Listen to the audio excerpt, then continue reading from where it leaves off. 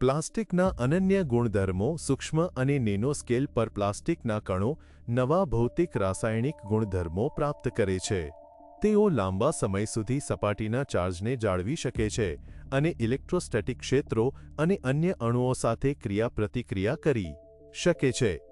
આ અર્થમાં સૂક્ષ્મ અને નેનો પ્લાસ્ટિકની તુલના ઇલેક્ટ્રોરેટ સાથે કરી શકાય છે, એક એવી સામગ્રી જે સ્થિર વીજળી એકઠી કરે છે અને તેને લાંબા સમય સુધી પકડી રાખે છે. વધુમાં પ્લાસ્ટિકના કણો માત્ર ઇલેક્ટ્રોસ્ટેટિક ચાર્જ જાળવી રાખતા નથી પણ તેને રિચાર્જ પણ કરી શકે છે.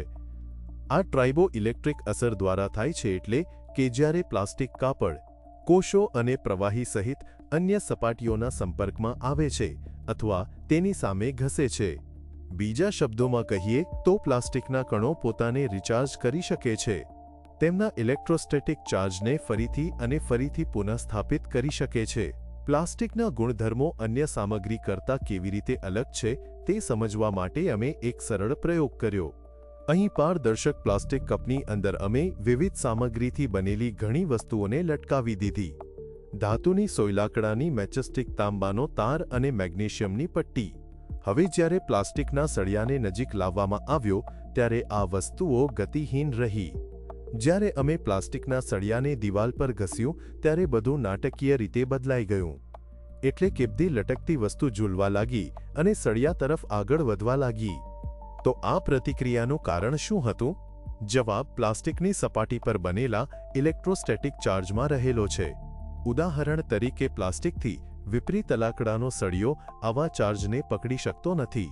ઊનથી ઘસ્યા પછી પણ સામગ્રી કોઈ હલનચલન કરતી નહોતી. ધાતુના કાતર માટે પણ આ જ વાત સાચી હતી, જેણે ચુંબકને સ્પર્શ ન થાય ત્યાં સુધી કોઈ અસર દર્શાવી ન હતી. ત્યારે જ ધાતુની સોય પ્રતિક્રિયા આપી. તેથી આ પ્રયોગ સ્પષ્ટપણે બતાવે છે કે સામગ્રી ઇલેક્ટ્રિક અને ચુંબકીય ક્ષેત્રોને કેવી રીતે અલગ રીતે પ્રતિક્રિયા આપે છે. હવે પ્લાસ્ટિક અન્ય સામગ્રીઓમાં અલગ છે કારણ કે તે ફક્ત એકઠા જ નહીં પણ લાંબા સમય સુધી ઇલેક્ટ્રોસ્ટેટિક ચાર્જ જાળવી પણ શકે છે.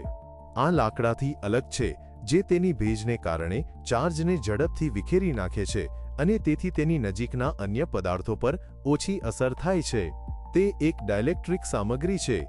બીજી બાજુ ધાતુઓ ચાર્જ રાખતી નથી પરંતુ તેને ઝડપથી તેમની સપાટી પર ફરીથી વિતરિત કરે છે. તે વાહક છે. ચુંબક દરમિયાન ઇલેક્ટ્રિક ઇંધણને બદલે ચુંબકીય બનાવે છે અને તેથી ચાર્જ થયેલ પ્લાસ્ટિકની જેમ ઇલેક્ટ્રિકલી તટસ્થ વસ્તુઓને આકર્ષિત કરી શકતા નથી.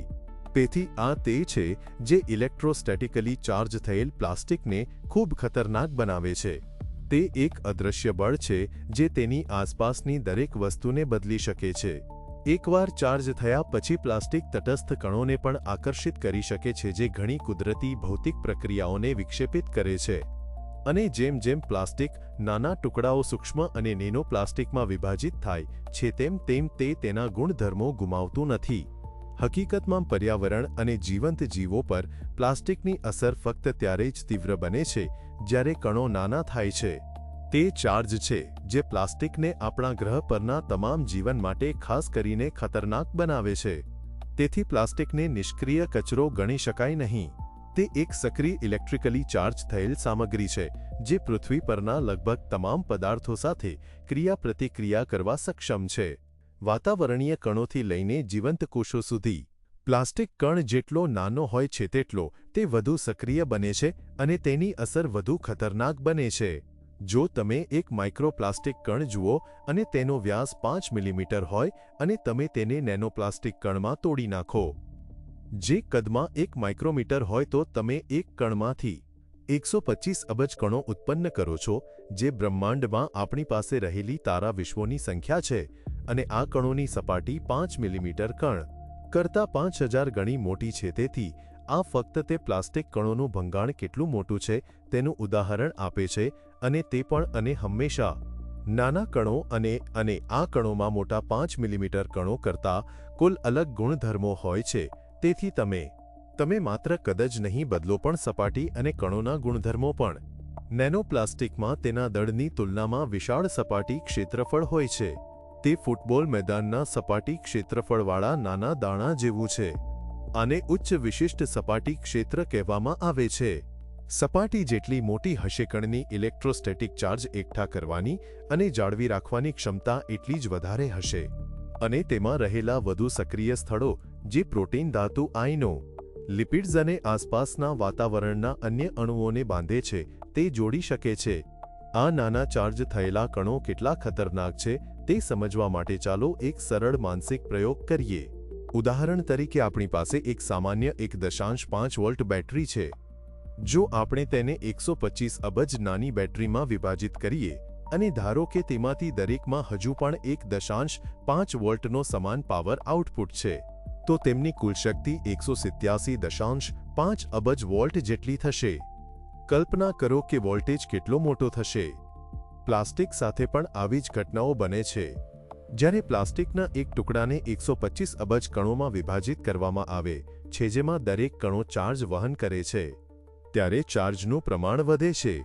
આજે આપણા બાયોસ્ફિયરમાં લાખો ટન પ્લાસ્ટિક સતત નાના અને નાના કણોમાં તૂટી રહ્યું છે. દરેક કણો ઇલેક્ટ્રોસ્ટેટિક ચાર્જ વહન કરે છે, જે તેને દરેક જગ્યાએ પ્રવેશવા દે છે. પરિણામે જેમ જેમ ઇલેક્ટ્રોસ્ટેટિકલી ચાર્જ પ્લાસ્ટિક કણોની સંખ્યા વધે છે, તેમ તેમ આપણા ગ્રહ પર વધારાની વિદ્યુત ક્ષમતા બને છે. આ પૃથ્વીના ઊર્જા સંતુલનને વિક્ષેપિત કરતું એક મુખ્ય પરિબળ છે, જે દર વર્ષે મહાસાગરોના તાપમાનમાં વધારો, વાતાવરણીય વિસંગતતાઓમાં વધારો તેમજ કુદરતી આફતોની સંખ્યા અને તીવ્રતામાં ફાળો આપે છે. નોંધ કરો કે સમુદ્ર જેટલો ગરમ થાય છે તેટલો તે વધુ એસિડિક બને છે અને પ્લાસ્ટિક જેટલી ઝડપથી ચાર્જ થયેલ માઇક્રો નેનોપ્લાસ્ટિક્સમાં તૂટી જાય છે. આ બદલામાં આપણા ગ્રહ પર ઊર્જાના વધુ સંચય તરફ દોરી જાય છે, જે સ્વ-મજબૂત સાંકળ પ્રતિક્રિયામાં આ બધી પ્રક્રિયાઓને વિસ્તૃત કરે છે. વધુ માંકણ જેટલું નાનું હોય છે તે મનુષ્યો સહિત જીવંત જીવોના રક્ષણાત્મક અવરોધમાં સરળતાથી પ્રવેશ કરે છે, જેનાથી વિવિધ ક્રોનિક રોગો થાય છે અને લાખો લોકો મૃત્યુ પામે છે. આપણે આ બધાનું વિગતવાર અન્વેષણ કરીશું. બીજા શબ્દોમાં કહીએ તો પ્લાસ્ટિકના ટુકડા થવાથી તે સુરક્ષિત નથી બનતું. તેનાથી વિપરીત તે તેને નેનો પાર્ટિકલ્સમાં રૂપાંતરિત કરે છે, જે સરળતાથી જીવંત જીવોમાં પ્રવેશ કરે છે. આપણે અત્યાર સુધી જાણીએ છીએ કે માઇક્રોપ્લાસ્ટિક્સની તુલનામાં નેનો પ્લાસ્ટિક્સ કોષ પટલમાંથી પસાર થઈ શકે છે, ખૂબ સરળતાથી. તેનો અર્થ એ છે કે તે ફક્ત આપણા પ્રાણીઓ જ નહીં પણ આપણા લોહીના પ્રવાહમાં જઈ શકે છે અને તે ચોક્કસ અવયવોમાં લઈ જઈ શકાય છે. ત્યાં જમા થઈ શકે છે, પાછા ઉત્સર્જન કરવું મુશ્કેલ છે અને તેના જેવી વસ્તુઓ. આ જ કારણ છે કે નેનોપ્લાસ્ટિક માઇક્રોપ્લાસ્ટિક કરતાં ઘણું ખતરનાક છે, કારણ કે તેની ઇલેક્ટ્રોસ્ટેટિક ચાર્જ એકઠા કરવાની ક્ષમતા નોંધપાત્ર રીતે વધારે છે. તેમના ઇલેક્ટ્રિક જેવા વર્તન અને નાના કદને કારણે પ્લાસ્ટિક તેમના કણોમાં રહેતું નથી. તેઓ ચાર્જ થઈને અબજો સૂક્ષ્મ અને નેનો કિલર્સમાં રૂપાંતરિત થાય છે. ડિસ્ચાર્જ દ્વારા જ નાના પ્લાસ્ટિક જીવંત પેશીઓમાં ઊંડે સુધી પ્રવેશી શકે છે અને તેમનો નાશ પણ કરી શકે છે. આજે આ કણો દરેક જગ્યાએ છે અને તેઓ પહેલાથી જ પ્રકૃતિમાં નાજુક વિદ્યુત પ્રક્રિયાઓમાં દખલ કરી રહ્યા છે. હવે આપણે ઘણીવાર વીજળીને કૃત્રિમ વસ્તુ તરીકે વિચારીએ છીએ, જે લાઇટ બલ્બ, બેટરી અને વાયર સુધી મર્યાદિત છે. પરંતુ વાસ્તવમાં વિદ્યુત આવેગ જીવનની ભાષા છે, એટલે કે તેઓ સમગ્ર બાયોસ્ફિયરને કાર્ય કરવા સક્ષમ બનાવે છે. અને તે ચોક્કસપણે આ કુદરતી પ્રક્રિયાઓ છે જે ઇલેક્ટ્રોસ્ટેટિકલી ચાર્જ થયેલ સૂક્ષ્મ અને નેનોપ્લાસ્ટિક્સ હવે વિક્ષેપિત કરી રહ્યા છે. પ્રકૃતિની સાર્વત્રિક ભાષા. પ્રકૃતિની સાર્વત્રિક ભાષા અદૃશ્ય ચેતતા તે છે જે બધા જીવંત પ્રાણીઓને એક સંપૂર્ણમાં જોડે છે. જંગલોમાં વૃક્ષોના મૂળ ફૂગના નેટવર્ક સાથે જોડાયેલા હોય છે, જે માટીની નીચે એક જટિલ અને એકબીજા સાથે જોડાયેલ સિસ્ટમ બનાવે છે, જેને વૈજ્ઞાનિકો લાકડાનું વિશાળ જાળું કહે છે. આ નેટવર્ક માત્ર પાણી અને પોષક તત્વોનું વિતરણ કરતું નથી, પરંતુ છોડને માહિતીનું આદાન-પ્રદાન કરવા માટે પણ સક્ષમ બનાવે છે. છોડ બે મુખ્ય રીતે વાતચીત કરે છે: રાસાયણિક રીતે ચોક્કસ અણુઓ મુક્ત કરીને અને વિદ્યુત રીતે પ્રાણીઓ અને મનુષ્યોમાં ચેતા આવેગ જેવા વિદ્યુત સંકેતો મોકલીને. ઉદાહરણ તરીકે, જ્યારે જંતુઓ હુમલો કરે છે, ત્યારે એક વૃક્ષ એક વિદ્યુત સંકેત ઉત્પન્ન કરે છે, જે રક્ષણાત્મક પ્રતિક્રિયાઓને ઉત્તેજિત કરે છે. આ સંકેત મૂળમાંથી ફૂગના નેટવર્કમાં મુસાફરી કરી શકે છે અન્ય વૃક્ષો સુધી પહોંચી શકે છે. સૂર્યગ્રહણ દરમિયાન વૈજ્ઞાનિકો દ્વારા સમાન અસર જોવા મળી હતી. વૃક્ષોના બાયોઇલેક્ટ્રિક સંકેતો એક જ આવેગ બનાવવા માટે સુમેળમાં આવવા લાગ્યા. સૌથી જૂના વૃક્ષો પહેલા પ્રતિક્રિયા આપી જાણે કે તેઓ આવી ઘટનાઓ યાદ રાખતા હોય અને નાના વૃક્ષોને ચેતવણી આપી રહ્યા હોય. વિદ્યુત સંકેતો દ્વારા છોડ તેમના વિકાસનું સંકલન કરી શકે છે, એકબીજાને ભયની ચેતવણી આપી શકે છે, તાણમાં સામૂહિક રીતે અનુકૂલન કરી શકે છે અને વહેંચાયેલ મેમરી પણ સંગ્રહિત કરી શકે છે.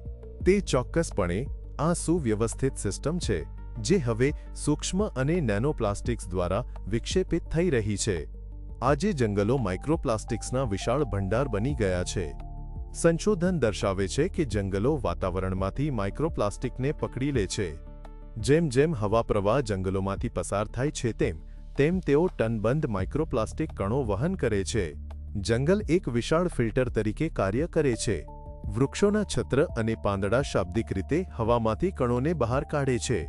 ભૂતકાળમાં પ્રક્રિયા વાતાવરણને ધૂળ અને ગંદકીથી શુદ્ધ કરવામાં મદદ કરતી હતી.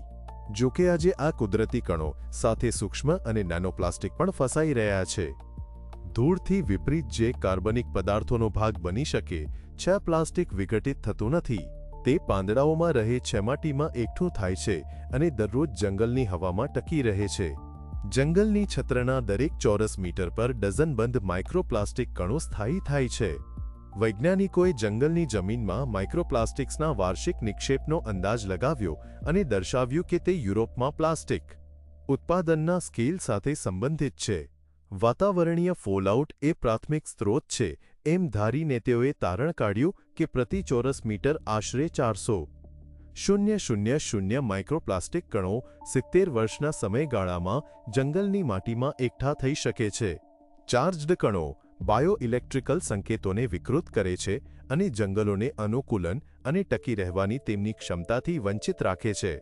નકારાત્મક રીતે ચાર્જ થયેલા નેનોપાર્ટિકલ્સ છોડના મૂળમાં વધુ સરળતાથી પ્રવેશ કરે છે, પોષક તત્વોના શોષણમાં વિક્ષેપ પાડે છે. પરિણામે વૃદ્ધિ ધીમી પડે છે અને મૂળની રચના ખોરવાઈ જાય છે. વધુમાં પ્લાસ્ટિકના ઇલેક્ટ્રોસ્ટેટિકલી ચાર્જ થયેલા સૂક્ષ્મ અને નેનોપાર્ટિકલ્સ પાંદડાને વળગી રહે છે અને છોડના કોષોમાં પ્રવેશ કરે છે, જેનાથી પ્રકાશ સંશ્લેષણમાં અવરોધ આવે છે.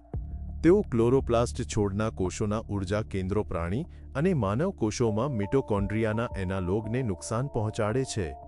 સૂક્ષ્મ અને નેનોપ્લાસ્ટિક્સના લાંબા સમય સુધી સંપર્કમાં રહેવાથી છોડની ઓક્સિજન ઉત્પન્ન કરવાની ક્ષમતા ઓછી થાય છે.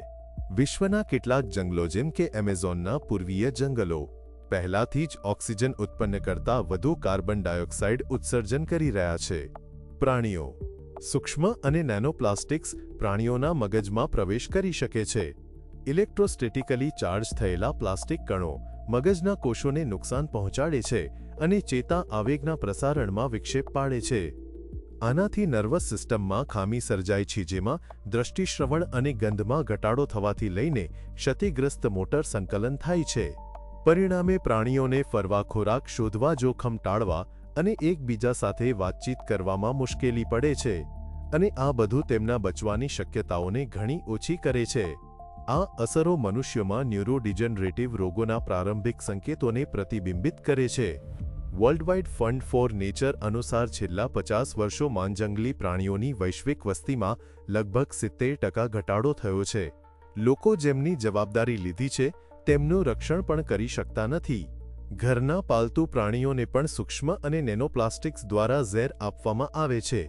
પાલતુ ખોરાકમાં પીઈટી હોય છે, જે બોટલ બનાવવા માટે વપરાતું પ્લાસ્ટિક છે. વધુમાં બિલાડીઓ